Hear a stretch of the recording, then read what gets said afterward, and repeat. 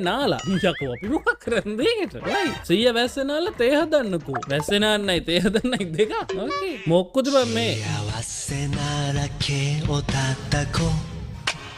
う幸せなら毛を叩こう කොණ්ඩේ යදලයක් දින් හරියට 幸せなら毛を叩こう කොයි රටක උන්ද බං මේ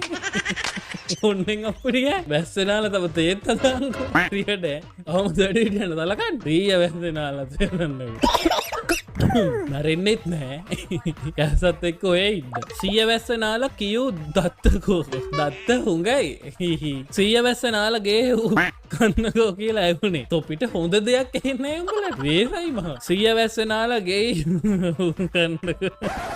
ගේනද ඔය පාරවල් දිගේ කරන්නද අනිත් එක ආච්චි කැමති වෙන්නත් උනනේ එහෙම පිටතට මාර මිනිස්සු